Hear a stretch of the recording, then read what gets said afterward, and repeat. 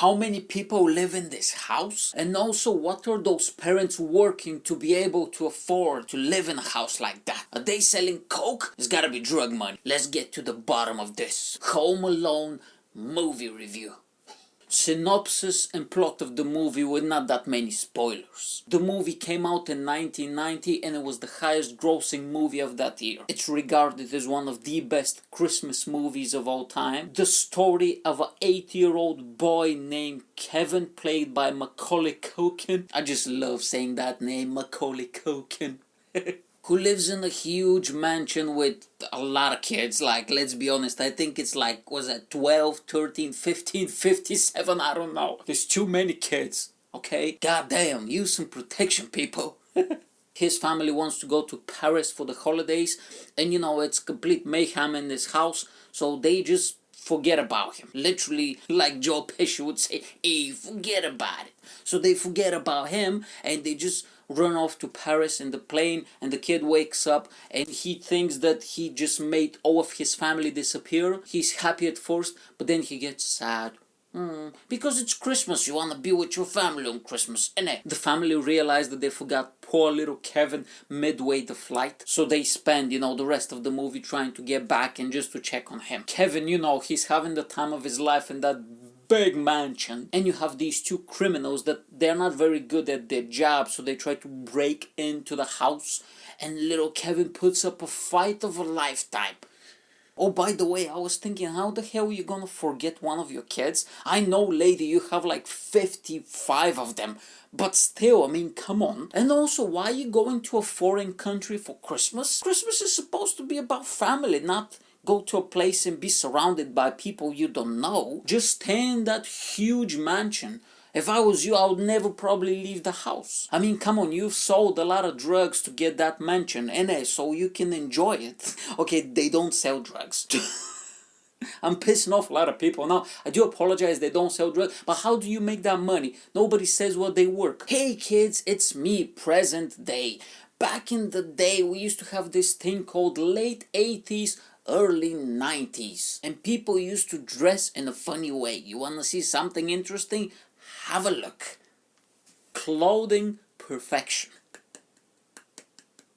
Things I liked about this movie. It's a Christmas movie that is not a Christmas movie stereotype. You don't see Santa anywhere. There's only one guy who kind of looks like Santa, and apparently he works for him. You don't see Santa, you don't see the elves. The Christmas tree in their house is kind of average, okay looking, you know?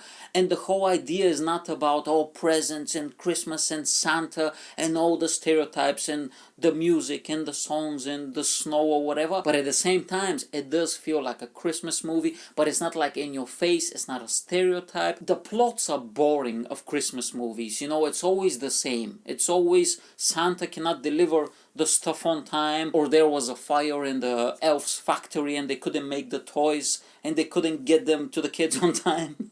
Or somebody like the Grinch or somebody else wants to ruin Christmas for everybody. It's always the same and it's boring. Or you're going to have the Terminator out in the shops wrestling with people for Christmas toys or something. It's always the same. I don't like it, but this movie is different. That's why it's so good. My favorite character of the movie was the dad of Kevin, because he didn't care. The guy literally had 12, 13 kids, and he looked okay. The mom actually looks quite nice, to be honest with you, for somebody who had 12 kids or whatever, or at least 7. Okay, let's say that half of the kids in the movie are hers. She looked pretty good for somebody who had 7 kids. Because the dad, he just didn't care. You know, I like his approach, I like his attitude towards life and towards his kids. He's like, listen, I cannot take any more of this, just leave me alone. One of my favorite scenes is when they boarded the plane to Paris and his wife, she's like, don't you feel bad because we are sitting at business class and we left all the kids back in coach? Gangster move, by the way. And he's like, no, they'll be fine, don't worry about it. They don't make dads like that anymore. You wouldn't see a dad like that in the movies. That is an old school gangster dad, okay? 30 years ago, that's how fathers used to be. They were like, no, they sit in coach, we sit in business. One of my favorite quotes of the movie was at the beginning when one of the many children asks, does Santa have to go through customs? That is $1,000,000 question right there. When Kevin woke up, he found out that his family disappeared. Oh, so he had the time of his life. He was jumping up and down the bed, watching gangster movies, eating ice cream, putting on aftershave. Of course, I mean, as an 80-year-old, what are you supposed to do? You gotta look fresh and clean all the time. And I really related with those scenes because I grew up in a big family, you know, massive, and there was always people in the house. I didn't have my own room, I didn't have my own space. I just wanted to be by myself, at least for a few hours, people. Please, I'm 9 years old. So whenever I watched that movie and whenever those scenes came up, I always felt nice, you know. I was like, oh man, I wish I was him. I didn't even want to be in the mansion. I was quite happy with my little apartment in Eastern Europe that I grew up in, but I just wanted, just give me a few hours, okay? I just want to watch cartoons in peace, grandma, okay? I don't want to do chores all the time.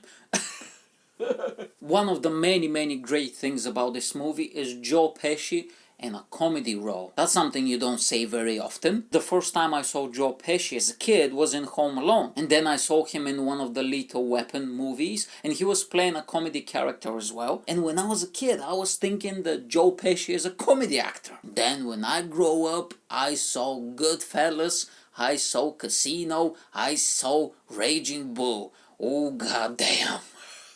What the hell? Yeah, so it turns out that Joe Pesci is not a comedy actor. I didn't know that as a kid. Hey, you think I'm funny? Funny. Funny how? Funny like a clown? That was so bad. That was such a bad impression.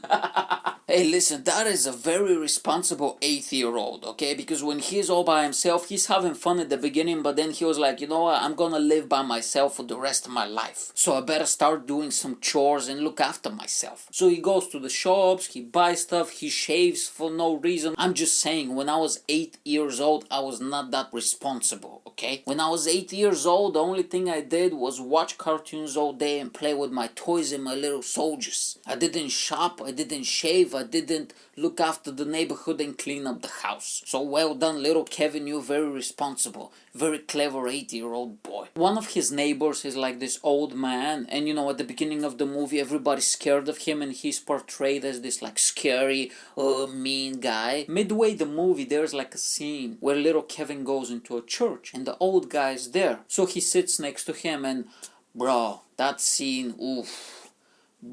Talk about emotions. You know what I'm saying? It can stir up some stuff. Oh, yesterday I was out there like, oh, don't cry, Mike Yanek. You're 31. Don't cry. Don't you dare cry at Home Alone, you bastard. But yeah, it's a very emotional scene, especially around the holidays and Christmas, and you just want to be with your family, and it brings a lot of memories and a lot of emotions. And that scene, you know, for a kid's movie, some powerful stuff right there.